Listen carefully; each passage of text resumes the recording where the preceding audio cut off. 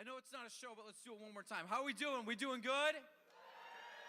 Welcome. My name's Nathan Burkhart. I'm the executive director here at JPAC, and welcome to CivicCon. Today is a great opportunity for our community to get together and talk about ways that we can make Janesville a better place. And so this is going to be a fantastic event, and we're really thrilled that you're all going to be here. I promised Shar I'd be very short because I can be very verbose if I want to, so I'm done. So let's give a big welcome to Shar Hermanson.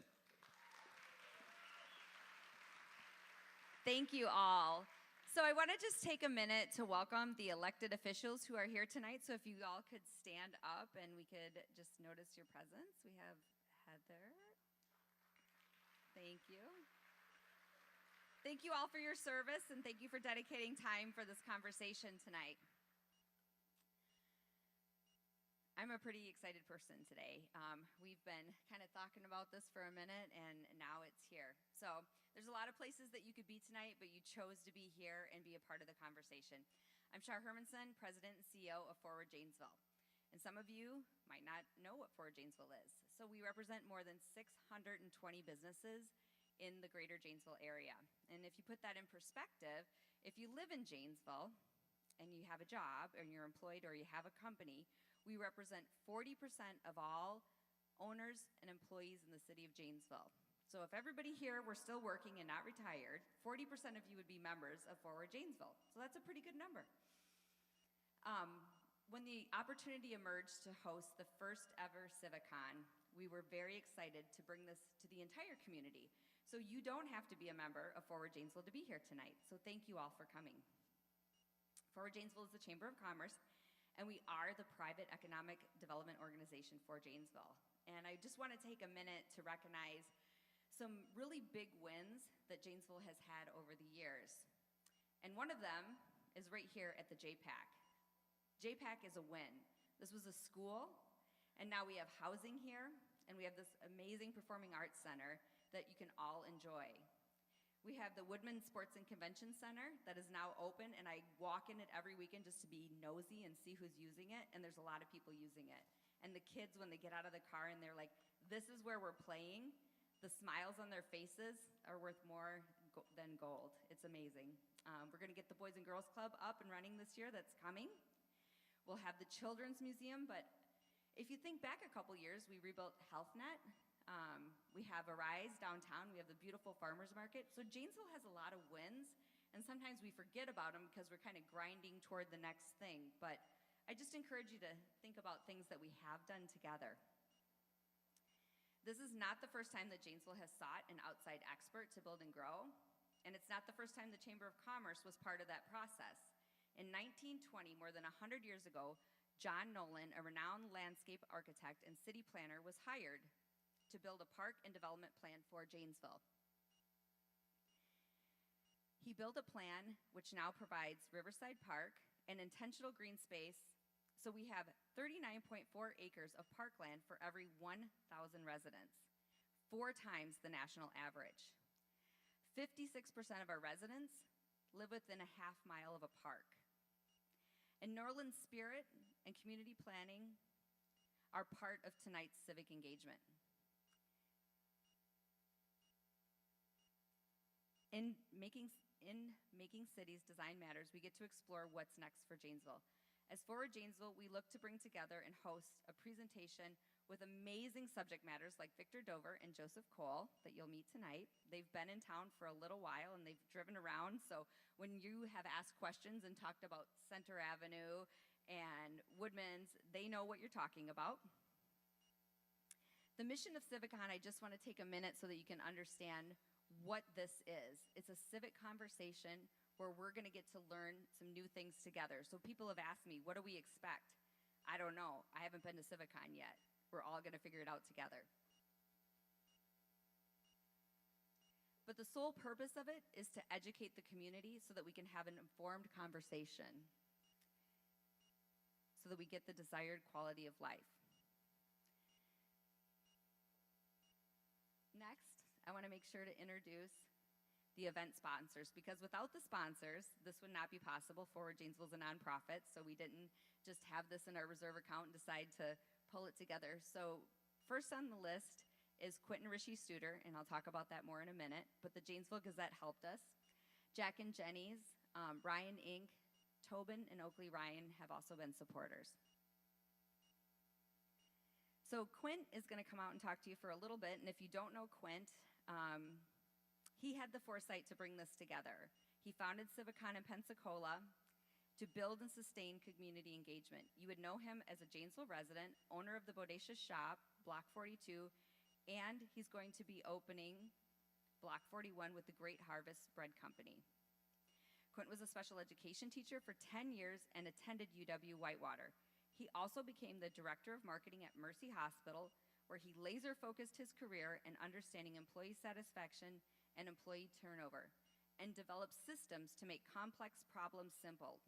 He authored books like Building a Vibrant Community, which those copies are free, so please take one before you leave today.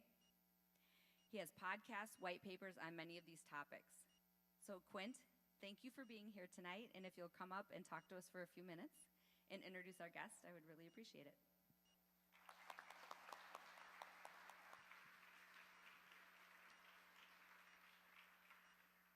Well, thank you.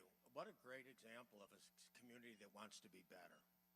Because for this many people to turn out, after my book came out, I was invited to speak in Springfield, Ohio, and it was a rainy, foggy day. And I couldn't imagine a lot of people coming out to hear somebody talk about creating a better community. And as I walked over there, I had low expectations, and the city council chambers were crowded. And the mayor looked at me and said, "We haven't had this many people here since the roundabout conversation." So you've already done those roundabouts already, so you've already had those conversations. You know, people ask me, why do I do some of these things? And it goes back to my roots in Janesville as a special ed teacher. You know, as a special education teacher, our goal is to maximize everybody's human potential. And I think that's what everybody in this room wants to do. How do we maximize a city's human potential? And that's what we've tried to do at least in Pensacola. So when I left here, I went to Chicago, then I went to Pensacola to run the hospital there, then I started my own company. I didn't pay much attention to the community. In 2005, we had a project that was I didn't realize it was this controversial till we started. You can read about it in a book called Right Idea, Right Time by Rick Outzen, and it was one of those blew the town apart. We ended up with a referendum, we ended up with voting. It just was really wild. Now, luckily, maybe the project some don't work, some work. This thing was an unbelievable success. Though, one of the things we learned is expertise. So they said, how can we spend this much money? And we want you to privately pay to bring in an external expert. So I went to Pittsburgh at the time, and Victor and Joe will know them well, brought in Ray Gindros, who was an urban planner from Pittsburgh, to come to Pensacola, Florida. And he met with the community, and he created a plan, a street structure, what works, parking. And so when he went to spend this money, by the way, there's never anything. When I wrote the book, people call me up about their city, and I said, what would you like to have happen? And they go, we'd like to get everybody on the same page. I said, that ain't ever going to happen. We did polling in Pensacola, Florida, and this is an absolute, it's reading one of my books. He said that in Pensacola, Florida, about 30% of the people are going to be against no matter what you say. They way to judge it. So he said to me, if God said we're going to relocate to Pensacola, Florida, 30% of the people would not want a gated community in the town. And that's just the nature of the beast. So this isn't any magic. There's no silver bullet. This is just trying to have this confidence that when you bring in outside experts, people are smart. Nobody forces you to live in a community. I'll speak and I'll say, how many of you only live here because you got in trouble, you got arrested, and they punished you by penalizing you by living here? And I say, well, so you chose to live here. Don't use the word you got to or have to. You get to live here. And when we say we get to do something, you rewire the brain. So what happened is we just came into the habit, and we were having great momentum. We still do. But in 2015, we started hitting some bumps. It seemed like projects that we thought should be easier to get through became very, very difficult. So we came up with something called CivicCon, and I didn't come up with it. I did focus groups of over 100 community citizens, and they said, well, maybe if people knew more, what if they got this? So we started bringing in somebody like Victor and Joe. We were blown away, just like this, by the first one, that so many people showed up. We live streamed, it had 5,000 views. And not that it solved all the issues, but what it did do is get people talking a common language. And we've continued to do that ever since then. Go to www.civiccon.org. There's over 60 speakers that you can look at that we have brought in from around the country. If you have a traffic issue, if you have affordable housing has been a big one. We brought a lot of people in on housing. Race relations we brought people in on. A lot of downtown, a lot of density, zoning. We had to change all our zoning. We took out parking requirements because subject matter experts said parking requirements slowed down the growth. And what we started finding is a common language. It's very common for an elected official today to say, here's what we learned at CivicCon. It's very common for a citizen to say, but wait a minute, here's what we learned at CivicCon. So I don't know what happens, but I do know one thing. You love Janesville. You love Edgerton. Thank you. The Edgerton runs my article every week. I like that. I like Beloit. You ever hear of the Beloit Sky Carp? Anyway, I like Beloit. See, guys, we're all in this together. It's a culture of abundance, not a culture of scarcity. So thank you for allowing me to be here because I get to be in Janesville tonight. And in a little bit, I get to go to Woodman Center to watch those Milton Redhawks hockey team that my grandson's a member of. So I'm excited. So help me and welcome Victor and Joe. Thank you very, very much.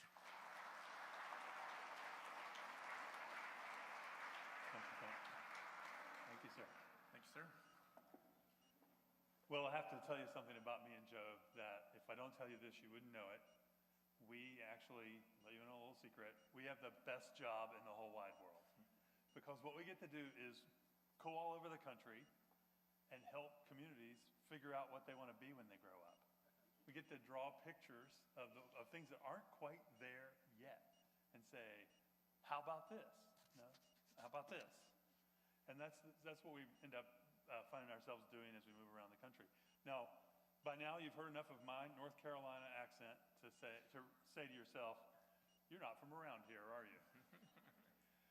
Turns out Joe Cole is from around here. He was born in your hospital in Janesville, Wisconsin. Yeah. Joe has taught me all sorts of Wisconsin things. It's been a 64-year complete circle trip to come back. And thank God now I've found people who are also born in Janesville. Joe has taught me all sorts of Wisconsin things I would not have known, except for having met each other in college and becoming business partners after that. He taught me of something called a stop-and-go light. He laughed. Never heard of that before. After being here for a while, it slipped out when I went back south.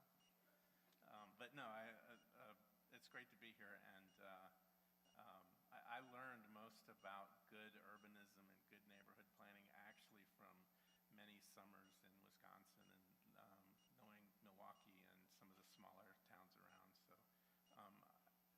So the kind of planning we do started to make sense when I was thinking about Wisconsin. Char, in her introduction, mentioned the historic moment 106 years ago when John Nolan came to Janesville to work on your plan.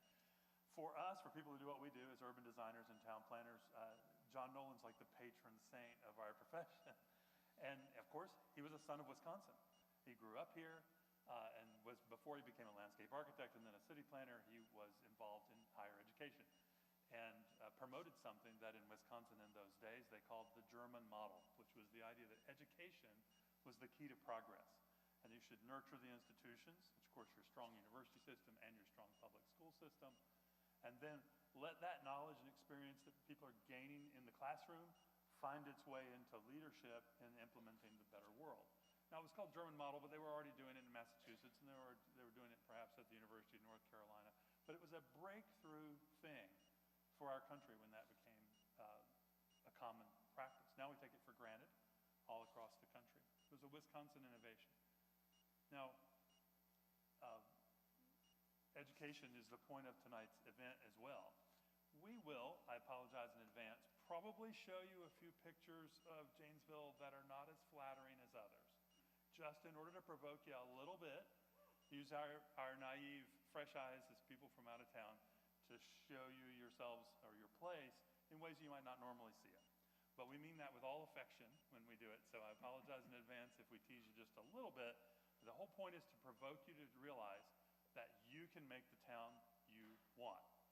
The future doesn't just show up, and we don't get great towns just from waiting for Santa Claus or the Easter Bunny to deliver them to us. We get great towns by drawing lines on a map. That's what John Nolan taught all those years ago.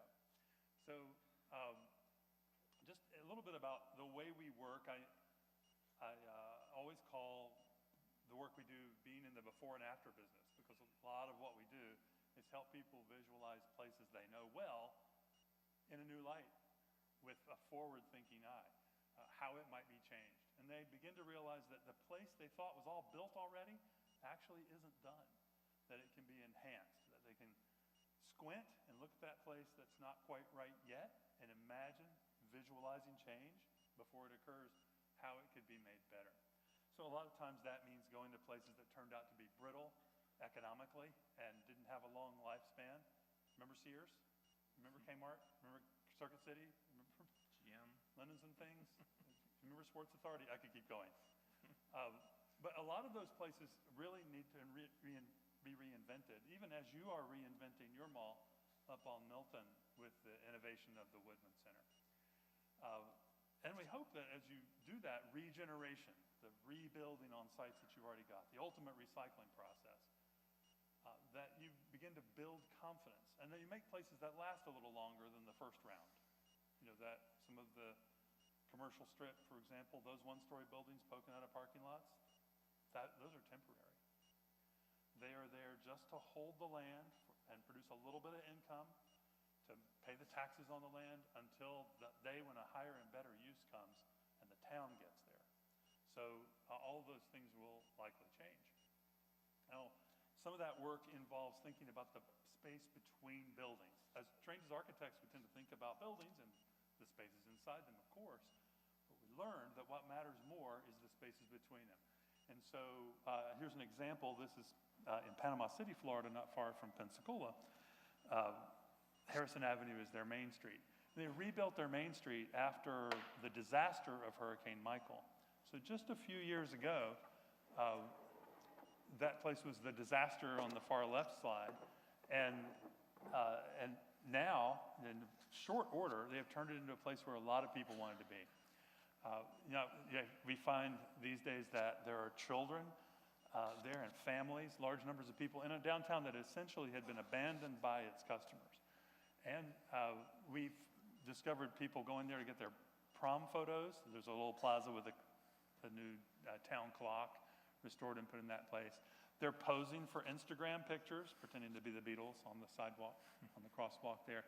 And it's become the fashionable thing for Panama City grooms to propose to their fiancés in this location. Trust me, before they made those improvements to Harrison Avenue, nobody was proposing to their intended in Harrison Avenue. Now, sometimes the work takes us to those downtowns. Sometimes the work takes us to the edge of town, working on greenfield sites. This is an example in North Carolina. And then sometimes the work takes us to the in-between places. The places in the inner ring of suburbia, let's say, that were built quickly and thinly and then skipped over as building took off somewhere else. And our job is to help people visualize how they might change those with growth in a way that makes them better rather than worse. Now listen to the words I just said. Growth and change, making things better rather than worse. Didn't your skepticism engine kick in when I said that? As Americans, we're kind of hardwired to be suspicious of growth and change. You know, we tend to assume, unless we stop and think about it or work on it, that growth and change will make things worse rather than better. Everybody has a memory of a horse farm that turned into a subdivision, or a cornfield or a dairy farm that turned into a shopping center. And all those changes felt like a trade down as suburban sprawl and the asphalt coating of suburban sprawl crept across the landscape. So our job, in a way, is to reestablish confidence that growth and change can make things better. In fact, it could become more charming and more livable and more wonderful and more valuable as a result of growth and change. Now, it's time for a little pop quiz. Tonight's pop quiz. We're Americans, we acquire things, so I am curious to ask some of you. Name, don't think about it too long, just think fast. Name some of the biggest things you own. John? House. Okay, good guess. All right, let's hear another one. Dawn, what's your vote? Your business, pretty big. Okay. Janine, what's yours? House. Most people will say their house or their car, or as they start working their way down, their washing machine, and then they think of the smaller things they own all the way down to their socks and their wristwatch or what have you. And all of these are great answers, and all of these are the wrong answer. Now, here's the answer. This is Janesville. Here's a map. And here are the streets of Janesville. The biggest thing you own is your share in the, count them, 3,558 acres, that's more than 5 square miles, of streets. They're yours. That public realm, that space between the buildings that I was showing when I used the example from Panama City, that's what you own. And of course you own the library, and you own the Performing Arts Center, and you own the schools, and you own the parks. You own some big stuff. Turns out, as big as they are, our houses or our businesses or our cars are not the biggest things we own. But if you start to think of yourself as a shareholder in those assets, and I put it here in real estate terms, they're acres of land. And you start to wonder, okay, what's my return on investment? I'm putting money in it as a taxpayer. The cash register rings, I pay my sales tax. What am I getting back? And is the change that's occurring in those spaces adding asset value or accelerating its depreciation? That's the way we want to think about it. Now, I started with this picture for that exact reason. We have a theory. Now, Shar didn't tell you that we got the Shar Hermanson white knuckle tour over the last couple of days. She put us in a great big SUV, and I was in the front seat holding on like this, and we veered from corner to corner all around the town. And we learned a lot from doing that. I don't think there was any part of Janesville we didn't get to see some of. And of course, we were asking questions the whole time. So it was an exhausting procedure for our hosts, but thank you all for being so gracious about it. Well, here's the theory that jumped out to me and Joe Cole from that tour, and from looking at your maps, and from looking at your newspapers, and from looking around at what's changing now. And here it is. That theory is that a great city-building civilization once created this place. You know, the town leadership that brought John Nolan was just one chapter in a whole series of successive chapters of leadership. One of the greatest city-building civilizations there ever was. Look at the historic buildings, for example. Look at the quality of the public spaces that were the logic of the fundamental setup that was there. They were actively building town. I'll show you some historic pictures too, and you'll see one where the Main Street buildings and Milwaukee Street buildings are there, and but the street surface itself is still a dirt road. And even at that stage, when the street was still dirt, the buildings were city buildings that were standing up straight. And they had a proud building-to-street relationship, and a tall parapet. And they said, "Here we are, we're Janesville." Joe? Okay, great.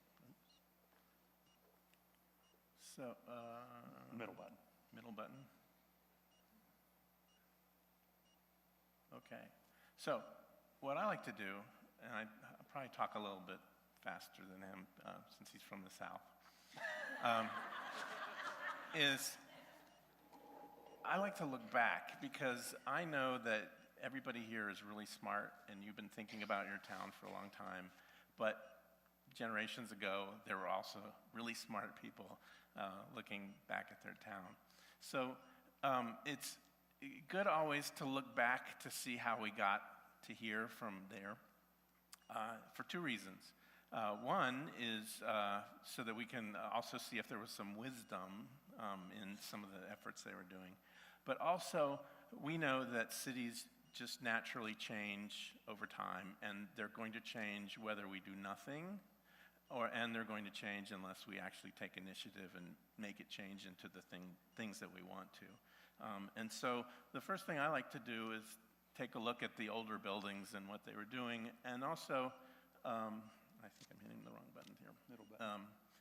I like to look at these Sanborn maps. So these are insurance maps made from, I don't know, the late 1800s into the 1930s. And so they tell you amazing things. They'll tell you, they're very accurate as to where how buildings were positioned. They'll tell you the construction material, where there's an oven or a fireplace, because of fire, fear of fire.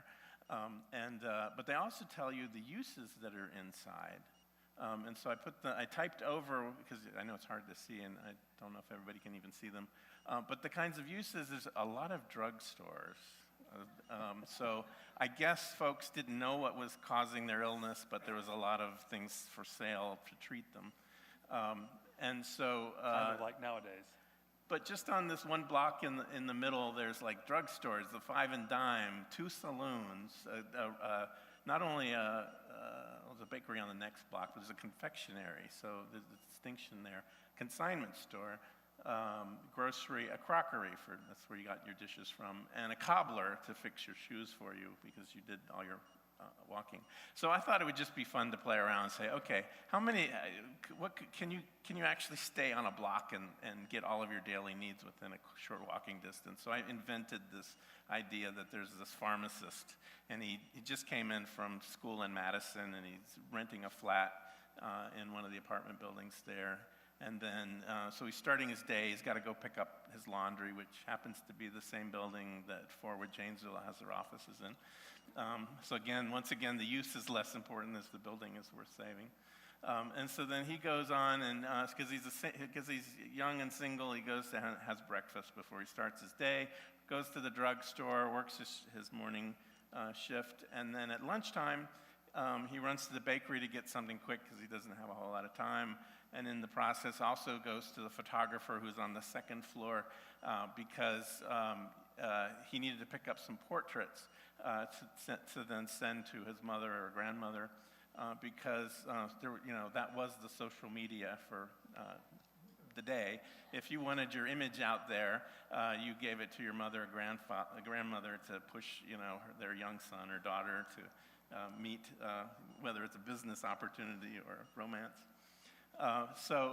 Then he goes back to work, and of course he works his shift there. He was invited for dinner at his boss's house, so he stops at the confectionery to take a cake. Remembered he needed to pick up his laundry, gets his laundry, takes it back to his home, meets up at the restaurant, which then happens the wife of his boss is introducing him to her niece, since he's new in town. They hit it off and go to a moving picture show. It's before the talkies. And so then he walks her home as a nice gentleman, and then he goes back to the saloon, meet up with some friends before he calls it a day. But what's really interesting is like how many of us can actually take care of almost everything we need within one block of where we live. And so that in itself is, you can say, oh, that's an old-fashioned idea, and you can never have these businesses anymore because the corporate structure and blah, blah, blah. But why can't we? Because it's only been 100 years. And for thousands of years, people have been living in this kind of manner. And so we should be trying to bring that back. So Turns out this is a pretty modern-day idea as well. Transportation planners call this trip chaining, where you go out the door and then you do several things in a row, chaining your trips together before you eventually come back to the door you walked out. And if you did that in a car, you'd be moving the car from place to place. Now, in suburbia in America, we tend to generate from 12 to 14 car trips per day per household average. It's an enormous number. If you don't believe me, keep a diary. You might be getting 10, and then one of your neighbors who has young children at home with piano lessons and after-school activities and everything are doing even more than that. And so we, of course, need 28 or 38 empty parking spaces waiting for us all over town in order to accommodate that kind of trip chaining. when we don't do it the way Joe's fella did it in 1909. Now, modern day, you could call that a park once environment. And it turns out that 100 years later, this is becoming a big part of how people choose where to live. Don't trust me. Business Insider says the key to happiness is walking distance to a coffee shop. That's where Americans want to go. So I found this postcard, and this is one block down, but it shows the character of the place back when the little scenario was playing. But also, this is the same block today, and so before and after. So I'll let you guys be the judge of which one's better. But the thing is that Janesville is not alone, and I would say probably a little more advanced than some that are getting started, because you've been at it for a good number of years. All over the country, there are downtowns that have seen businesses decline, and the population's gone, and they don't have a cobbler anymore there, or a confectioner. You guys do have consignment stores, which are really cool. I did enjoy going through a couple of those yesterday. Today at lunch, a couple of Janesvillians mentioned to us that they had recently taken a trip to Montgomery, Alabama. We thought we'd show you some pictures from other places to reassure you that in that glory period from, say, 1875 to 1925, you were not the only ones implementing this great city-building civilization. In places like Montgomery, they were building buildings that were as good as the ones in New York or London and Paris. They were the envy of the world, basically. Next. This is what Montgomery was installing in that period from 1875 to 1925. That intersection is an incredibly historic place. It's steps from where Rosa Parks caught the bus and led to the Montgomery bus boycotts, and the Selma and Montgomery marches marched up that street because it seemed like the right thing to do. Look how it's lined up with the state capitol. If you want to send a message to the world about what needs to change in Montgomery, you march up that street to do it. So I always say that when the great city building civilizations are at work, the city is more than just buildings that store us and our things and keep the rain off our heads, and streets that we use to go from A to B. They're communications devices. The city is sending a message. It's telling you its story. You want to pass it to me? Not far away, over in Illinois, this is Galena, Illinois. They were building their main street in this same period. And if you follow the travel magazines, you probably know that Main Street in Galena is every year voted America's best Main Street. It's one of the favorite ones. Down in New Orleans. There's a goal for us in Janesville. Huh? Exactly. So many of the great examples are from the Midwest. And so down in New Orleans, they were building the Garden District and St. Charles Avenue. This is a transportation facility, but it actually turns out to be a great address for a high quality of life. And so all over the country, this is what was going on. And so as we go back and forth between pictures of the old times and pictures of the present day, and part of what we're trying to do is impart that these old ways of making cities have some discernible, replicable, fundamental principles as designers. There were a few things that were just consistently true. And we'll tell you what a few of those are. To start, the focus wasn't about pushing things apart. Now, what happens with zoning and most, say, mid-20th century land development regulation is it's about pushing things farther apart so they have less impact on one another. Pushing the housing into its part of the city, pushing businesses into their part of the city, pushing parking requirements help push the buildings further apart. Well, certainly. In fact, if we get up in a helicopter or fly the drone and look down on towns and see all the ways that the town was picked apart to make more parking, it looks like parking did to those cities what Godzilla did when he stomped on Tokyo. It's the same basic problem. What they were doing instead was, by design, deliberately figuring out ways to cleverly bring things closer together for more convenience and for more collective security, and because we're social animals. We want to be with one another. And our favorite activity as humans is people watching. So things that were true. One, people-built neighborhoods. Okay, and building neighborhoods. When we say neighborhoods, we're not necessarily talking about like a subdivision, which is kind of where the name has been moved to, but Or a shopping center, or an office park. But again, it's kind of a 20th century term still. But back in the day, people were building wards. So you have the history in Janesville of having the different wards. But what we found with trying to lay out larger communities, or at least the planners before us did, that this idea of a neighborhood is a good increment to use to grow towns and to infill towns. So there's just a few basic things. A neighborhood is, I don't know where you have it. It's generally a quarter mile in diameter of a circle, so it's like a half-mile square kind of thing. So it needs to have a center, so you kind of know when you've arrived to the center. Like I said, a walkable size. A quarter mile comes from the idea that we as humans will comfortably walk 5 minutes, and that's about how long it takes for a normal person to walk. It's also an amount of land area that is easily for a person to mentally map in great detail. So the piece of your world that you know the best is probably within a quarter-mile circle around your home. And to make them stronger, to have a mix of land uses in it, so that you don't have to drive everywhere. So at least some of your trips can be taken care of by foot or bicycle. And in order to accomplish that, there has to be a network of streets. So cul-de-sacs stop you from getting from, sometimes even a neighbor who lives on the other side of the fence. But having more ways than one to walk around and circulate, you find, again, in the older cities. And then to put the civic buildings instead of on a chunk of land that just became available, that's off to the side or something, but to actually locate civic buildings on key locations. And we can see that in Janesville too, the way there are civic buildings built at the ends of streets, or some of the church steeples. Or adjacent to a long view across open space where you can look back at the bell tower or the church. Yes, I think it was coming down Court Street. We came down to Main Street, and then across the river, you could see the church steeple on the other side in the silhouette of the sun. It was beautiful. That's a design thing. It's really not the paint by numbers approach implied by most statutory planning tools.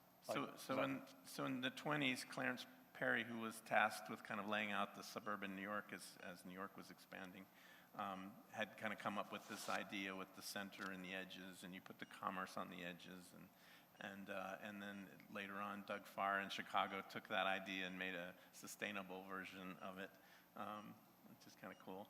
And so when we're thinking about new communities, we will take the same idea of the increment of the neighborhood. Not all of them are the same. They could be different characters and different densities and whatnot, but so we can do that. This whole idea of using neighborhoods and thinking back about older cities has got a bunch of different names. It started for us as traditional neighborhood development, which is sometimes abbreviated TND. The new urbanism is kind of the main term used in the movement.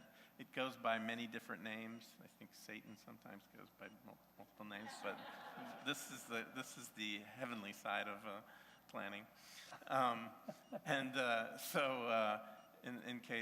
So anyway, so you might see all these different kind of terms, and that's what it is. But a great resource if you want to learn more about this is to go onto the CNU website, the Congress for the New Urbanism. There's tons of resources, lots of examples of projects and places that people are like Janesville, going through the same kind of step at they're all at different stages. So it's a great resource to go in and learn a bit more. If you didn't get the QR code, we'll put it back up again at the end if you like. Just let us know. To summarize what we were describing about those great neighborhoods that used to be the default setting and fairly easy to build, what developers who didn't call themselves developers, they called themselves founders. The founders of neighborhoods would just do, whether they were railroad supervisors or entrepreneurs or Brigham Young. There were lots of different people who played that role, but those neighborhoods were all these things: walkable, connected, convenient because of the mixed use that Joe just described. And they're also beautiful. And they were they were designed to nurture your quality of life and your health. Now that fell into trouble in the Industrial Revolution when the cities became concentrations of toxicity. There were a lot of people and there was overcrowding, so that led to the spread of disease. There was a lot of smoke and other offal from smokestack industry, and of course the rivers were polluted, and there was a lot of horse excrement to deal with as well. So cities were becoming pretty unhealthy places 130 years ago, 140 years ago. And so really the modern city planning profession arose out of a public health reform impulse. Let's make the city safer and healthier for people. That's why it ran in parallel with the Great Parks movement. John Nolan, your Wisconsin native, was the first American to call himself a professional city planner. Of course, we are going to get around to how far we've fallen from this great tradition, coming right up.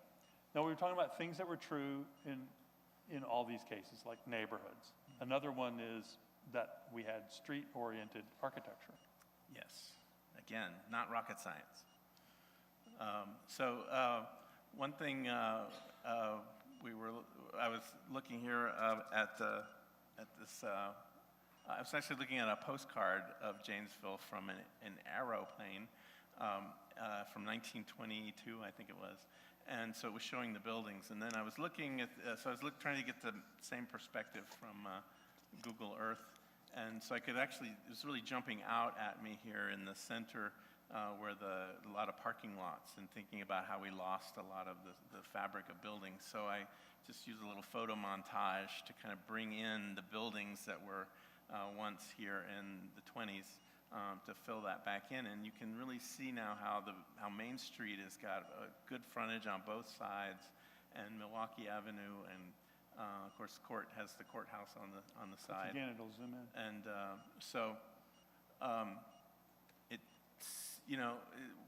when parking is managed as has to be solved on its own lot for every single building, that's what's been causing this kind of spreading out. And so for a downtown that is built on this idea of walkability and keeping the buildings closer together, the parking, to solve the parking issue, because we know you still need parking, one is we hope you are creating the places to live and places to walk so people may not need their car all the time, but that parking can also be managed in an area. So those folks that don't need their car that often but may still have one, have a place to park, but it doesn't have to be right outside or on the same piece of land. In an immature city, parking is treated as a private little matter on every private little lot where the demand for a parking space is generated. But in a mature city, parking is part of public infrastructure, and it's delivered as efficiently as possible, no more than needed, and pay in its own way. And so getting clever about parking is part of how you're going to find space in the older parts of town to build your way out of your problems, and maybe even at the edge of town. And I was thinking, you go to a lot of places where there's just really cool streets and stuff, and it's lively and so forth.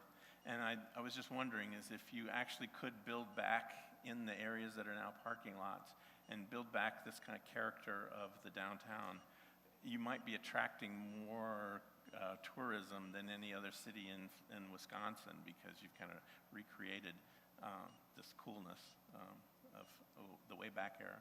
So it's street-oriented. Sure. So the details, the basic things when we talk about how buildings should face streets is that you need to have the front doors and the windows facing the street, and it needs to be easily accessible. And so when there are big facades where the walls are blank, it's not very interesting. Certainly in a commercial area, it's not interesting as a pedestrian to walk along. And in fact, it might be in such a way that the sun is blinding you from two different directions, shining off the blank facade and hitting you in whatever. And so having windows that you can look in a downtown street makes the walk interesting, and you'll tend to walk further than you might otherwise. And then you might meet people as they're coming in and out as well. And even on the residential side, having the front porches or having at least the doors kind of come straight out to the street. Balconies and bay windows. Exactly. So there's a lot of architectural details that we could point to.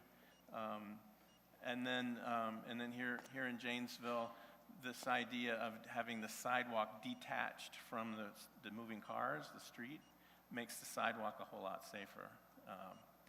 And the street-oriented houses have front porches within conversation distance of those sidewalks. So your neighbor goes by, walking their dog, and you say, good morning, and they say, good morning, and you know what? That's good for your brains. More on that later. This is an image I used to explain how this building-to-street relationship that Joe's been describing is actually the result of a lot of regulation, a lot of habits as well. Look at what some of those are. First, where the building sits, that's in the zoning. It's a setback or a build-to line or whatever it is. How about how much are you able to build on the private lots that shape the public space? That's going to tell you how tall it can be, how many dwelling units per acre, or how many floor area ratios. Well, what are you allowed to do in that building? That's also regulated. So then, of course, there are still a few towns that haven't repealed their minimum parking regulations, although I hope you're looking at that. This was a misguided idea backed by a lot of really bad science. If you're interested, we can recommend a fat book on it that presents that research. But parking requirements end up becoming one of the main shapers of how buildings are situated and how much room there is to build. Form follows parking. We should question that. How about where there's glass? You know, Joe talked about the storefronts with the glazing, so there's light coming out at twilight from the buildings, or you can see human activities inside. And just the architecture generally. Is there articulation to it? Are the windows proportioned? How does the top of the building meet the sky? Now, in between, there are other rule books that end up affecting things. The engineering manuals, which determine the width and dimensions of everything within the street, lanes, parking, curbs, stormwater, and then there's the building code and the fire marshal's rule books and the patterns of garbage collection and moving vans and things like that. So our built environment, our designed environment, is actually the result of all of these inputs. Now, they're a little bit like DNA. So if you have good DNA, you build strong, healthy muscle tissue. If you have bad DNA, you grow cancer. So getting those rule books right is pretty darn important. What are the benefits of doing this? Now I'm going to jump to a European example. This is in Bologna, Italy. If you live in one of those beautiful maisonettes right there, if you'd lived in any of those buildings for any of the last 350 years, you'd be able to walk downstairs and over to the street corner and buy fresh fruits, vegetables, and flowers from this guy. That is a city comfort, a privilege that you get by living in a mixed-use, walkable place. So we've been talking about street-oriented buildings and places of pride. There's more. What about those public spaces? Remember Shar mentioned the phenomenal amount of park space that you have here? And in American cities, like we saw Forest Park in St. Louis, or Volunteer Park in Seattle, or Bryant Park in New York, town squares all over. These parks and public spaces are part of that pattern of tradition, pride of place. And guess what we found when we came here? You peeled a parking lot off the top of your river and built a town square. Give yourselves a round of applause. It's our hint that that great city-building civilization is not actually gone, that it's still here. And of course, when we looked back at the historic pictures, Rock County Historic Society's amazing resource, we found that in the buildings themselves, there was this pride of place presented. Even on a building like the School for the Blind or a firehouse, utilitarian need, look at the craftsmanship in the masonry. And all these guys in the fire company stand in front of that place with pride and say, here we are, we're Janesville. And you, of course, have inherited a lot of these things that your great-grandparents built. And thank goodness they're not all gone. Like, you found new uses, so the library became the senior center and so on. That's an encouraging sign. Fourth, things that are always true, is that the streets in this mythic civilization I'm describing are treated like public spaces. They're not just transportation infrastructure. They are actually where you live your life, where you form your memories of the place, where you shoot your postcard picture of the town to show other people. The planner nerd, pointy-headed planner nerd It's a selfie term. now. What's that? It's a selfie now. A selfie, yeah. It's where you shoot your Instagram picture. Good point. The pointy-headed planning nerd term for this is the public realm. The private realm is the buildings, inside the buildings or the private gardens in the private real estate that flanks these public spaces. And the public realm is all the stuff in between. So if we look at prideful places, whether they're in downtowns or they're in leafy suburbs, we will see things like the pattern that Joe described. Although we didn't get a springtime picture of Janesville yet, we need an invitation to come back when the fog is lifted and the green is on the trees to reshoot that picture.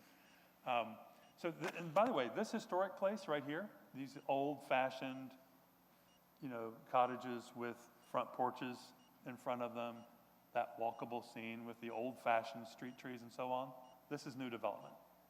This is not a historic place. This was built in our generation in a little town called Port Royal, South Carolina. And if they can do it, you can do it. So the public realm, people find ways to embellish it if they're proud of their town. They keep reinvesting in it, buff it up, defend it, call somebody if something is out of order with it. And we see that pattern, although there are many ways to design it, in every one of these great city building civilization places. I'll go to the fifth one and say even the suburbs had a golden age.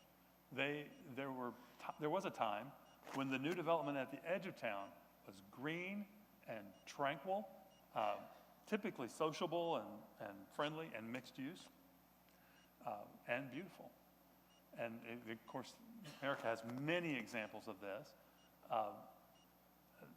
And I'm sure the streetcar suburbs around Madison and Milwaukee as examples of that.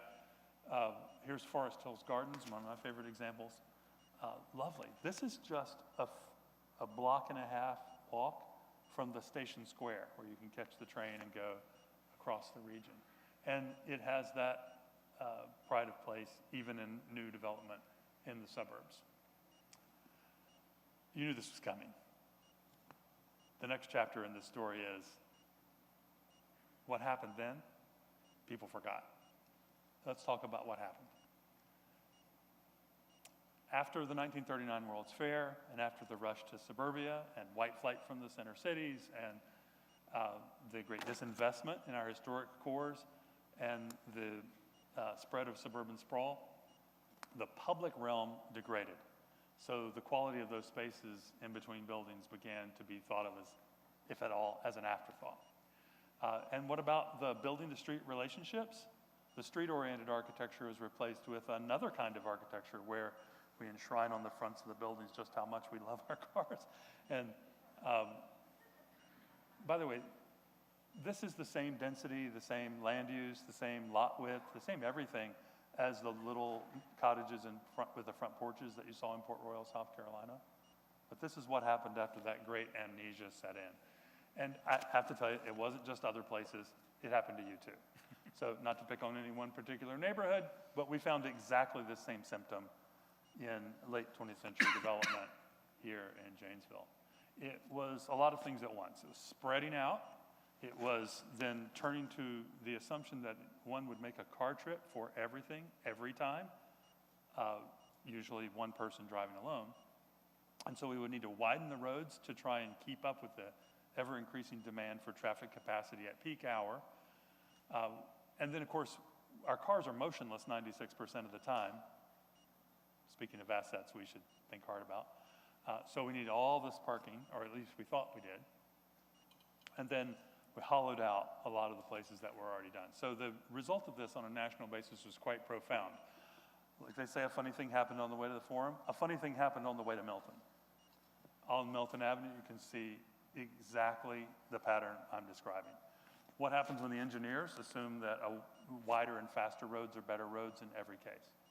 What happens when the real estate development takes the form of one-story buildings poking out of parking lots? instead of building the street relationships. And it's not just on the north side. We found this on the south side as well. It was foggier when we were in the south side. You want to know the scientific way that they size these parking lots? Because someone at some meeting said, how big a parking lot should we make? Right, John? And the answer was, well, I don't know, how much land do we have? Let's just pave it all. And so that's what they did. And something happened on the way to architecture as well. Look at the two pictures here on the left. They kind of show what Janesvillians were building and then what they started building.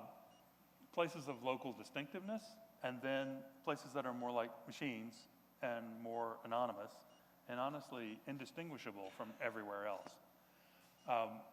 Even on the main street, you can see this kind of architecture argument going on. It's tradition versus modernism is one way to describe it. It's also simplicity versus ornament, and there's many ways to debate it, but really there still is, 100 years later after this experiment in architectural form got underway, a big argument about what's best for the architecture of our time. I will, at the risk of being drummed out of the fraternity, Joe and I went to architecture school, I will just say, we love the architects, but architecture is so important, and it's way too important to be left up to just the architects. The rest of you need to get in on it as well in order to arrest that issue. Now, the real estate professionals have a name for this. They know this is a business matter, that there's a thing they call curb appeal, and that your prospect, considering whether to buy that home or to locate their business in that building, is going to make 90% of their decision as they pull up with that prospect. And so if the experience you offer a prospect is one of just driving through the slipshod jerry-built nowhere, then you have to really work on them once you get them inside the building as a real estate agent. Look at all the special features our building has. Your home will have a bonus room and a jacuzzi and this and a big closet and whatever. You have to really work them once you get them inside the building, hoping they forget about the dreaded experience that they had on the way there. And of course, the places where we love to visit on vacation tend to have this curb appeal in great abundance. There is also an important financial aspect to this. These charts were made by the Center for Neighborhood Technology, which operates out of Chicago, and they describe two kinds of places: auto-dependent suburbs and location-efficient neighborhoods that have the qualities Joe described in neighborhoods. And the key piece of the pie chart to look at out of the household budget is the amount that's going toward transportation. Over here in the location-efficient neighborhoods, they're spending 32% of their money on housing. Some cost-burdened households are having to spend even more than that, so they have a certain amount of it of disposable income that's going to things like food and clothes and to college tuitions and that kind of thing. And then they have a percentage going to transportation. But over in the auto-dependent suburbs, much, much more of the household budget has to go to supporting the car thing. So, if we could switch from the condition we nationally have now, which is the personal car, the expectation, accurate or not, right or wrong, that every person over age 16 will need a car of their own as a prerequisite for their survival, we might be able to make some important progress. I say accurate or not because 30% of Americans don't drive. They choose not to drive, they don't want to drive, or they can't drive. Too young, too old, or they have a disability. So there's a whole lot of us who aren't driving. But this idea that the world we're going to build is built for motorists and asphalt companies ought to be questioned. Now, this number has gone up recently. Nationally, the number now is 27%. So, of course, everything's gotten more expensive, right? That means we're squeezed just a little more and don't have as much money for those student loans or other things. So, interesting little fact here. I found a U.S. Department of Labor, had a different name than statistic from 1900. You want to guess what the percentage of the average American household budget was that went to transportation in 1900? Guesses? Heather? Precisely correct. 1%. 1% of the American household budget went to transportation when we were supporting horses and fleet of stagecoaches. And that's right. So far more of our money was available for something else. AAA says it costs $12,000 a year or more to operate an average used mid-size car. That's when you put together the payments and the insurance and the tires and the taxes and the gas and the parking and the tolls. $12,000 a year or $1,000 a month that would be available for housing as the squeeze on housing prices continues to worsen as rents and mortgages are rising faster than wages. So this is a key national issue. The amount of land we devote to parking is also kind of shocking. I have this habit of taking photographs out of my hotel room window. You may see one in a minute. And then painting all the parking. And this is Atlanta, so I know that's not you. That you would never make this mistake. Everything pink in this picture is parking. And I showed this picture in Atlanta, and one of the guys jumped up, local, very knowledgeable, and said, whoa, whoa, whoa, whoa, that's completely wrong. That building in the middle, that's also parking. Imagine what we'll be able to do when more of that land is available, whether it comes about as a result of cultural and social changes or as a result of technological change with autonomous vehicles and the like. Eventually, the parking bubble will burst, and we'll find out we have a lot of room to build and accommodate our growth without spreading out into the hinterlands. Now, there's all kinds of evidence right here in Janesville that that great city building civilization never really went away and that it's in the midst of a comeback. Yes, and so yesterday I was asked, what kind of communities do you like to work in? And I said, well, for one, communities where they're already planning activities in their downtown and building civic pride and getting people to turn out. And so here you guys are already doing that. And then working on some of the infill sites to build civic buildings and civic uses like a children's museum. And so we're very encouraged to see that type of activity going on. And then if you want to attract the younger crowd, because like Janesville, like many other cities, the younger crowds are going to the bigger cities because guess what? They can live without an automobile and can have other opportunities. So if we want to bring that back to Janesville, then sporting events and guess what? You guys have been doing that too already. So we got a great tour of this yesterday, and it was very impressive. But you know, when we look over, because we're detail oriented too, we also look around and there's like certain questions that come to mind when we see things. So you know, there's always like details to be worked out, but they're not deal killers, right? So you know, one of the questions that comes to mind is why does a dumpster and cars have the best views in Janesville? So just that's the thought, picture from my hotel room window. Yeah, we're grateful to be able to stay downtown. This is our home while we're here, so we're picking at it. And then we were trying to get to Milwaukee Avenue from the store and realized, well, they locked the door to the restaurant, so we can't actually walk out.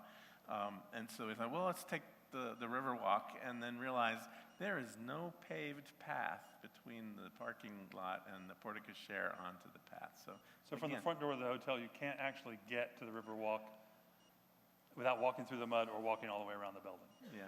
So anyway, that would be pretty easy to fix, by the way. It's fixable. Yeah, As we talk about some of these things that sound like they require the 100-year plan, you could fix that this summer. And then we heard I can't see the end of the letter, so the building, the Friedenau building is being retrofitted, or it's trying to be retrofitted into residential units, and that is the key. That's the sweet sauce to revitalize downtowns. Is you've got to get a residential population, because you've got to get the storefronts activated and get real businesses in there that are providing sales tax and the buildings themselves creating tax revenue that can help further provide public benefit And so, every downtown that has had a revival has done it because they first started with the buildings that they had because they're there and it should be easier to retrofit those. And they're charming. And some of the old buildings, again, from 100 years ago, the upstairs were used for storage area because they didn't have FedEx delivering it the next day. And so those spaces were converted into offices and residence. Does everybody know this is a construction site and they're actively working on this building to turn the lights back on upstairs and bring some additional residential units right into the heart of downtown? And while it's just one small building, every little bit helps because people will come out of those homes and go into the bakery. And if you drive to downtown and you want to have a lot of variety of things to visit, different kinds of restaurants and things, you need as many different customers supporting those businesses as possible. So I think this is going to be an interesting case study. I also love that it's a historic building being redone. For the environmentalists, it's said that the greenest green building is the one that's already built. So instead of scraping all this off and dumping these materials in the landfill, they're recycling it. Yep. So the other thing that we've been finding is, there's a lot of folks focused on redevelopment, and they keep using this term missing middle. I don't know if you guys have heard missing middle before. And so I'll explain what that is in a moment. But again, when you look at older cities, there's a wide range of housing types available. So there's big houses for famous people, and smaller houses for folks that want to be downsized and maybe they don't like to clean house as much. But they're well done and they fit into the neighborhood. It's not bringing down real estate values by having a small house. It's not the size or the density, it's the design. Yeah, exactly. So, and you've got a wide range of houses of different lot types and different architectural styles and characters. You've still got a few of the old flat apartment buildings from way back that is very much a Wisconsin tradition that seems to be disappearing. And so, again, you've got that option for rentals. And you've got some just beautiful, wonderful old mansions, which in this case, we couldn't tell at first if this was one house or more, and then we looked at the electric meters, and so we could see that actually this was an apartment building, and so often people are afraid of apartment buildings being in the middle of a single-family neighborhood, and in fact, here you would never know. So it's very impressive. And so on the outer edges, it's obvious, of course, that with the lost knowledge of how you build cities, that there's some projects that are trying and maybe have some details that need to get worked out. So most new development these days, or let's say the last so many years, is either apartments that are big buildings, or it's single-family houses and maybe a couple townhouses projects built in, and that there's this middle range of all these different types that most communities don't have. They don't have examples. You've got examples here. And so because nobody's been building it, there's no new products. I can't show you a new photo of well, actually, I'm about to show you a few. Make it one more time, it'll zoom in. So those are the things like I just mentioned. There's duplexes, triplexes, courtyard apartment buildings, bungalows, townhouses, smaller apartment buildings, and something called a live-work unit. And so we've been drawing these in projects. They're slowly getting built out. The idea of a bungalow court. So these are smaller houses kind of grouped together around a central space. Sometimes they have a shared kitchen if they're really small. Pocket neighborhoods, which again are similar. The houses might be bigger, smaller, more of a mix of types. In that case, instead of having their own large yard, they have one shared common garden.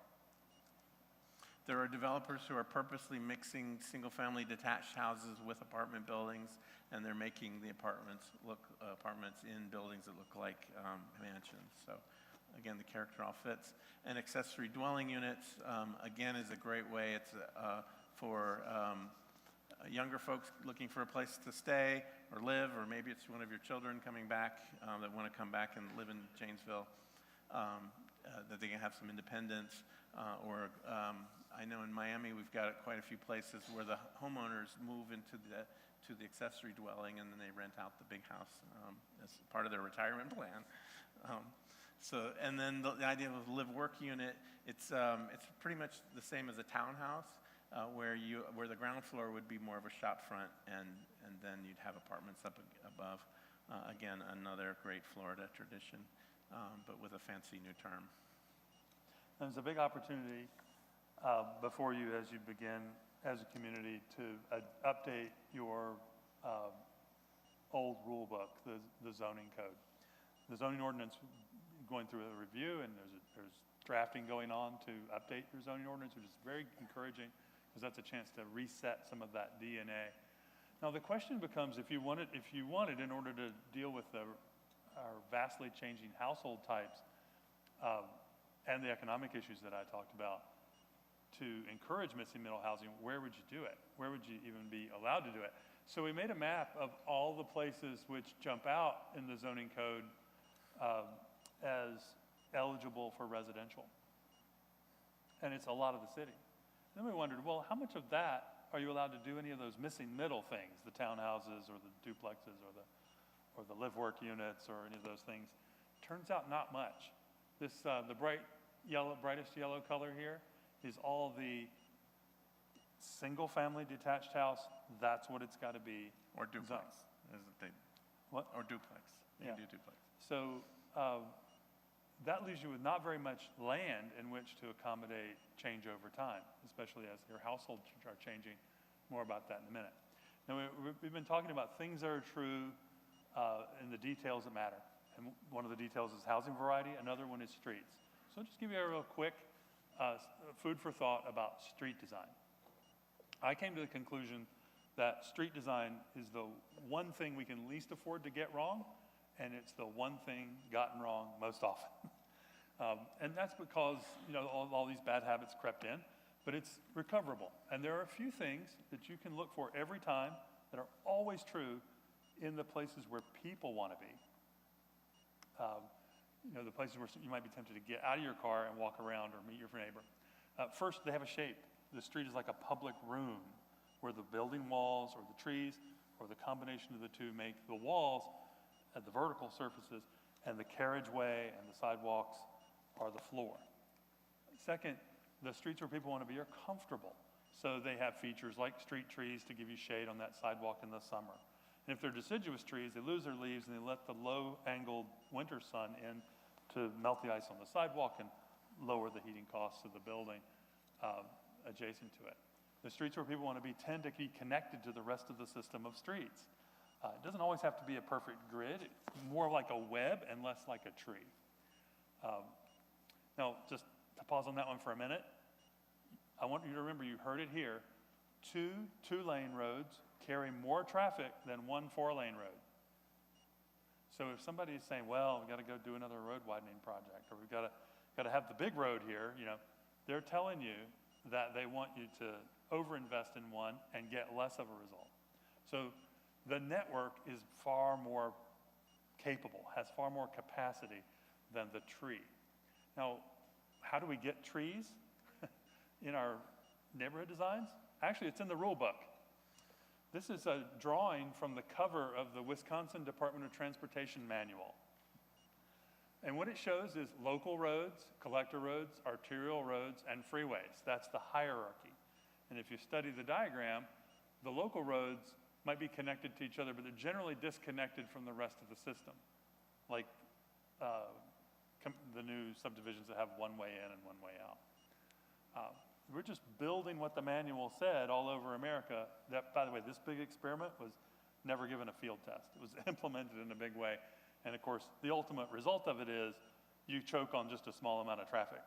In Janesville, it probably feels like each time you have this much development or growth or change, and that much, say, economic development, you get this much new traffic congestion. And that's unsustainable. So we need to find other ways to go. Next, the streets where people want to be are safe, and that partly means that the speed is controlled. We don't get a lot more cars through a lane of traffic per hour. peak hour by speeding them up. About 26, 27 miles an hour is the peak. After that, we're getting fewer cars per hour through that same lane, so there's no point in going faster than that. But when we speed up, the mayhem goes up really fast. So when there's a collision or a crash, we don't call them accidents. If as engineers you design them knowing perfectly well that's going to happen, it's hard to call it an accident. When there's a crash or a collision and the vehicle that hits the pedestrian is moving at 20 miles an hour, then there's a 5% likelihood there will be a fatality. Still too high. We should be alarmed by even that, but 1 person out of 20 will die when they're hit by a car moving 20 miles an hour. Speed the car up just a little bit to 30 miles an hour, and now we're at over 50% likelihood of fatality, and go up to 40 miles an hour, 45 miles an hour, 85% likelihood there will be a fatality. I don't know about you, but my little German car, when I just look at the accelerator lovingly and whisper, "I love you," it speeds up from 20 to 40 miles an hour. Doesn't take much. And so, but of course, there's a big uptick in mayhem. And why that works is, the 2-second rule. Because when you're going faster, you need to stay a little further from the car in front of you, and that's why it's not as efficient. If everybody's driving slower, you're actually moving more cars through. You're getting to your destination faster. It's kind of counterintuitive, but that's how it actually works. There's a concept in the U.S. Constitution called the police power. Some of you have probably heard of this before. It says, "We shall enact such laws as necessary to protect the public health, safety, and welfare." That concept is in the Code of Ethics of the American Institute of Architects, the American Society of Civil Engineers, and the American Planning Association. We're not really doing a great job of protecting the public health, safety, and welfare when we design it for their safety to be applied only to the occupants inside their private vehicles. We also need to make it safe for everyone. Now, this guy will probably end up in an emergency room at some point. When he gets there, he'll be diagnosed with something like dehydration or heat stroke. But I suspect he's really dying of bus stop deficiency syndrome and street tree deficiency syndrome, and perhaps loneliness. The streets where people want to be are also memorable. This is the most elusive of them. This is the idea that when you make a memory in a place and you want to go back to it, and that's probably because you see humans and the things humans make on display. And that might be in art, official or unofficial. It might be in architecture or signs or commerce. It could be in monuments. But the places that are memorable have these features. And I love this little spot in London called Seven Dials. By the way, a private real estate developer speculator built this place, where there are cars and trucks, lorries making deliveries, everything, those London taxis, all swirling around, but they're all moving very slowly. So people, without a moment's hesitation, walk out across the street, sit on the monument, and watch the ballet of life go on around them. Amazing thing to see. So local distinctiveness is one of those things that makes a place memorable. And in Oklahoma City, they're doing it with paint, pretty simply. We're talking about streets, and so I want to mention something about this word, modes. Modes of transportation. Our transportation engineer friends will refer to walking and biking as alternate modes of transportation. And I say, whoa, hold on a minute here. Walking and biking are not alternate modes, they're the original modes. But one of the reasons why that's important for us as we look forward to our national future is that it just really takes a lot of space for all the transportation to be accomplished by one person per car, with all the space that they take in traffic. And so this is, of course, eventually means we have to find a way to use the space more efficiently and move more people fewer miles. We do ask audiences often if there are any trips they're typically making, any trips that they might be able to make by replace it with a walking or biking trip if the route was safe and improved and they felt like the bike lane was protected from traffic. They wouldn't be afraid to take their 10-year-old out there with them. We get, again and again, we get enormous percentages of people saying, yes, if it were beautiful and safe, I would replace my trip to the yoga studio or my trip to get an ice cream cone or whatever with a walking or biking trip, if only someone would build it that way. And of course, cities all around the world are making exactly that change. This is Florence. They took a lane of traffic and they made a protected bike lane out of it, for example. And here's an example from South Florida, much more humble, but an improvised protected bike lane. Here's an example from Berlin, where the cycle track is integrated with the sidewalk, not below the curb integrated with the moving cars, but above the curb integrated with walking. Very clever. This is me. I ride my bike to work. People ask me why I wear a bike pin. But I'm able to do that because the streets that I ride to work are, for the most part, quiet and connected. Here's our colleague, Kenneth Garcia, who works in our office, dropping his daughter off at school. And that's enabled by the infrastructure that was built, that you see in the picture, for him to do that, make that trip on. People use the infrastructure that you build. So if you build parking lots and highways, they're going to drive everywhere. And if you build bike lanes and transit and sidewalks, they're going to walk and bike and use transit. Our buddy Ian Lockwood made this cartoon. For those who are too far back to see, it says, "There's too much traffic for Billy to walk to school, so we drive him." Right? That's traffic-inducing traffic. By now, somebody is thinking, but this is Wisconsin. It gets cold here. Winter cycling actually is a thing. If you go to Boulder, or you go to Minneapolis, or Montreal, or Copenhagen, there are enormous numbers of people who are biking right through the winter. Those are examples from Boulder. Here's Minneapolis. At some point, somebody's going to say, Bud Victor. We're not Amsterdam. Here's what you need to know. Amsterdam wasn't always Amsterdam. They made themselves into the place we now think of as a walking, biking, and livable, high quality of life city by changing their relationship to the cars. They were, in the 1970s, they were moving right along the American path, and they made a cultural decision to change it.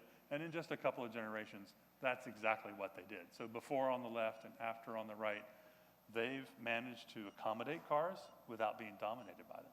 It's a very interesting thing to observe. Now, one of the reasons why we're so concerned about the public space is because this actually has to do with health. Remember I said it was good for your brain to say good morning to someone? This guy's the mayor of Washington Avenue in Mount Lebanon. If you want to know what's going on in Mount Lebanon, you go find this guy on the bench. And look, his bench isn't stapled to the sidewalk perpendicular to parallel to the curb where you can look at the cars or look back at the storefronts. It's rotated 90 degrees so you can see down the sidewalk and you can see him as you approach. Why do I think this is important? Huge studies have looked at all the physical and social determinants of public health. And with longevity in particular, they were curious what would make it possible for people to live longer. So they took a ton of people, like 50,000 people that were aged 55 to 65, and they asked them all these questions about every aspect of their lives, and then they took that data and they filed it away and waited 10 years. And then they went back to see who was still breathing. Turns out there were some pretty discernible patterns. If you took your blood pressure medicine, you lost some weight, and you exercised, and you got your flu vaccine, and you didn't drink and smoke as much, that all helps. But at the top of the chart, the factor that correlated the most strongly was a strong relationship to a network of friends and family, and then even more important, daily contact with people, just like you saw in Mount Lebanon. That's just walking up to someone and they hand you your coffee that you ordered from them, and you say good morning, and they say, good morning, John, and they give you your coffee that your name is written on the cup, right? That's all it is. This is the daily contact with people that you don't even know. That turns out to be a huge factor in quality of life for living longer and with a higher quality. So to end this screed about cars, I'll just say my friend Angie Smith, who's a Midwesterner from Ohio, she says driving should be a privilege and walking should be a right. Somehow we've gotten it backwards. To make one last economic argument, here's a neighborhood that could have been designed like an ordinary subdivision with the garage doors out front, but instead was designed with the front doors out front and a little more upright, a little closer together, and a little further toward the sidewalk down the street where you see that flag, that's a cafe. Well, And here's the interior of the neighborhood, how it looks. It turned out beautifully. We're proud of having worked on it when we were youngins. But in a map that has spikes that show a taller spike where there's more property value generated and therefore more property tax collected each year, something very interesting jumps out. In the upper left-hand corner, that's the beach in Charleston, South Carolina area. So that's the value, the real estate value that the Almighty created for those beach views. And over in the center upper right is historic downtown Charleston, where they've been building charm on top of charm for 300 years. And so naturally that's very valuable because people love it. But in the middle of the picture, another spike is the neighborhood I just showed you. The important things to know are, one, it's not fundamentally different from the subdivisions on either side. And yet it's lots more valuable. And second, if you're the city manager and you're trying to balance the annual budget or you're trying to put a new roof on City Hall, you need some spikes in your map, which can only come about through better design. Now you can apply this all kinds of places. You can turn the forgettable strip into a place that you think of as the memorable boulevard. You can turn the old Kmart into a place that still has retail but also has housing or places to work. And I hope that from all that we're telling you, you'll be tempted not to fight the last war, but to plan for the coming era instead of the last one. There are a couple of features.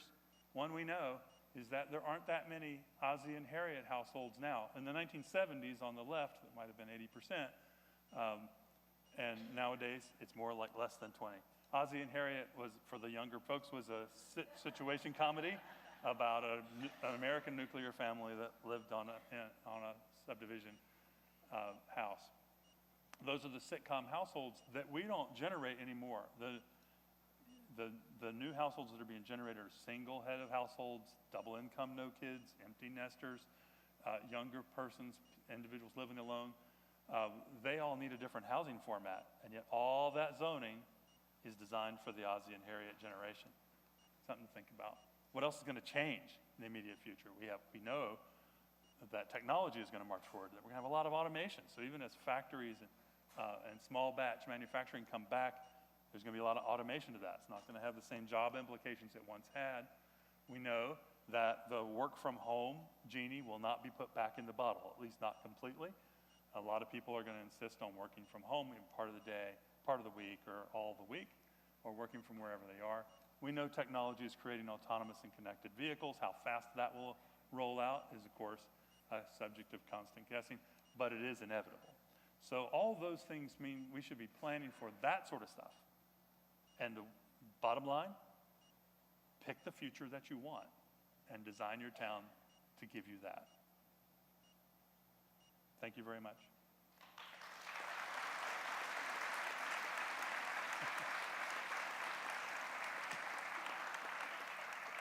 All right. While Char's coming up to ask us some of your questions, I'll say our contact information is on the screen. We also want you to read the books, The Art of the New Urbanism.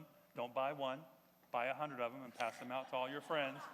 And the new edition of the book John Massengale and I wrote about street design will be out this spring. So you can learn more about all this there. Get the clicker? Okay. So the event evaluation is up here. We're going to do a couple questions. You guys generated a lot of questions, so thank you. So if you take a picture of the screen and take the event val, we appreciate that. We will also send this out in the email, so you will get that. We're going to go through a couple questions, but as you know, we're getting a little bit late, and I do have something exciting that I want to share. So I'm going to share that, and then we'll do a couple questions. Okay. You guys had great participation tonight. 80% of you who signed up showed up. That's amazing. I think that's a record for Janesville. Thanks. We do have a workshop, which is tomorrow. And if you wanted to continue the conversation, you can sign up at the Forward Janesville table in the lobby, 8:30 to 10:30. It's going to be here at JPAC because we've had more participation than we had thought we would. So we're going to use a little bit bigger space. So sign up at the registration table, please. And we are going to do this again. So in May, we're going to bring Shane Phillips to town, and we're going to talk about the affordable city. So that's very exciting. I'm working on the date in May. I actually double booked it right over the top of our awards lunch or something like that, and Megan almost had a heart attack. So we're going to change that date. We're going to go to May. So just let me plan that, and I'll get that information out to you because we have your email, and so make sure you've registered so that we have your email and we can get you on that invite list. So you all generated a lot of questions, and I promised that you all could leave at 7, and that's in 1 minute. So how are we going to do this? We're going to ask a couple questions, but they're going to answer all of the questions, and we're going to send them out to you in an email, okay?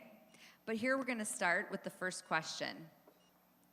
Where do we start, guys? This is a lot of information. What would be the place that we should start? I would say, one thing, you guys have already started, so that's awesome. You've already started. You've already started.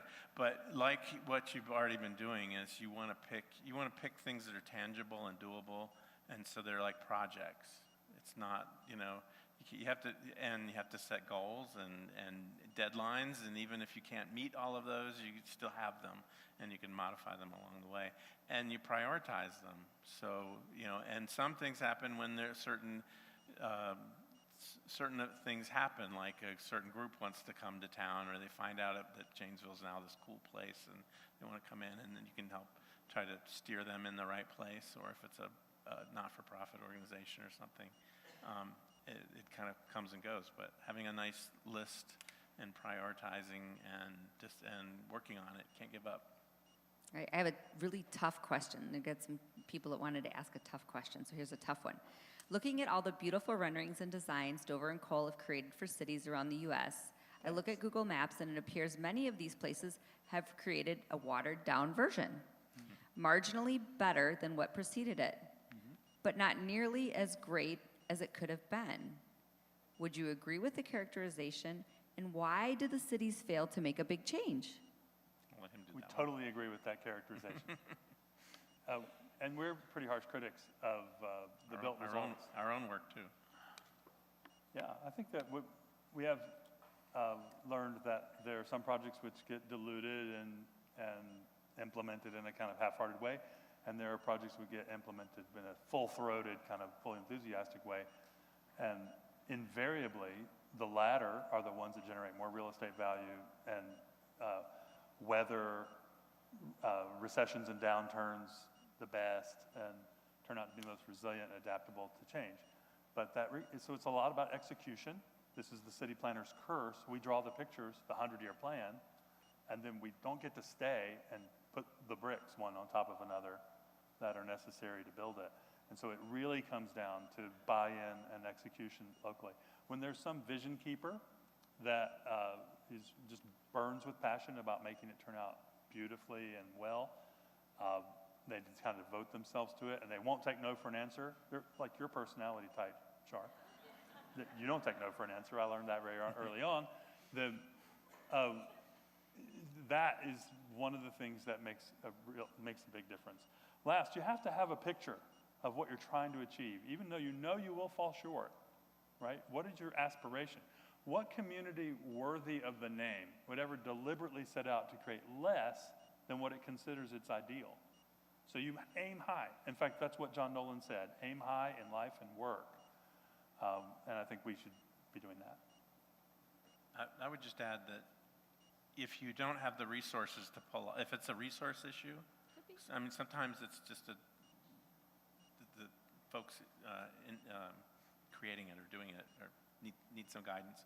But if it's a money thing, I would say do what you can with what you've got, but don't foreclose on the idea. Like, don't put something in place that you then can't remove or modify to get to where you're trying to get to. All right, here's a tactical question.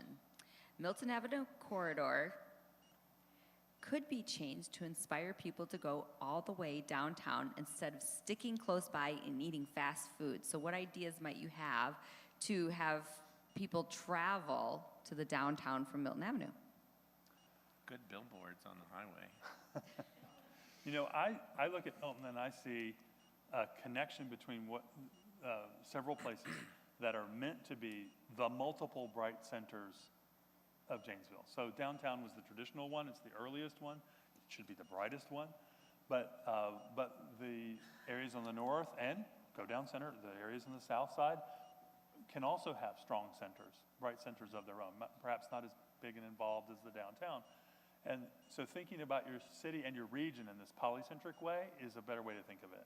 And then getting people to realize that these are not very far apart, one from the other. It's 1 mile from the Cobblestone Hotel to the CVS on North Milton. So that's not very far at all. But it feels far because you've got to start up an engine and, clear the fog off your windows and drive it and find it, circulate in the parking lot, look for a parking place. All those things make it feel farther than it is. So I would start thinking of that corridor, and that's the same word we use for hallways in a building, right? Think of that corridor as a connector.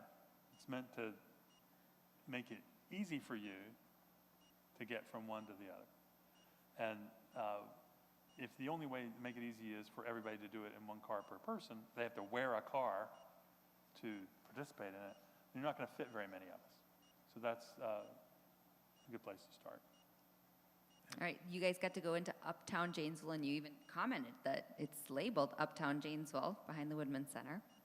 So this question is, what should happen with Uptown Janesville? Because we didn't go in the mall where there's not many stores. So if we would have kept walking, we would have said not much, but there's a building there. Add housing. There's a whole book, in fact 2 books, by Ellen Dunham Jones and June Williamson called Retrofitting Suburbia. And if you're curious what the myriad ways are that creative Americans are reusing their aging shopping centers or shopping malls, rethinking them and waking them back up to new uses, those books are full of ideas. And one of the ideas you're doing, the Woodman Center is injecting civic life and recreation into what was thought of as retail dirt, retail real estate. Mm-hmm. And that kind of blending is the key to making more out of those places. Remember I talked about earning just enough money to pay the taxes on the land while you wait for the city to get there? The answer is to build your way out of your problems, capture some of that lost space, add things that are missing, including the housing that it's not too clear the zoning permits in the Milton Avenue corridor. All right, one more tough question, and then we'll do the rest on emails just so we don't keep you all trapped. Last question. How do you recommend measuring whether community involvement efforts are truly aligned with community values and making lasting impact? That's a good one. Well, first, but not hard. The people who show up get to decide. So by being there, you have an outsized influence over what will happen. Now that's also true for purveyors of negativity, naysayers, and so on. They will pack the hall when people are angry about the roundabout or whatever it is. But the first thing is to show up. That's the Woody Allen rule. 90% of life is just showing up. So show up and be present, be involved. Roll your sleeves up and participate. And then you'll know if the planning and stuff is starting to drift from what you heard the community say when you talked about what you wanted your community to be when it grows up. You'll know, and you'll sound the alarm. You'll say, hey, hold on a minute. We said we want our Main Street back. Why are you widening the road or taking away our street trees or whatever the thing is? You'll be a defender of the idea. The best plans are the ones made by many hands.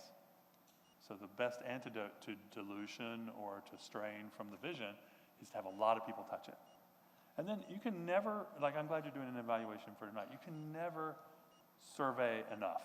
You should constantly ask, did we get it right? Is this what you meant? What like this? And that back and forth dialogue will just reinforce the core things. Even as you might discover that there's some part of the original vision that you need to adjust or some technicality in the rules that you need to change, like fixing bugs in software. Mm-hmm. The core stuff will stay. Thank you all so much. And thank you all for coming. Big round of applause.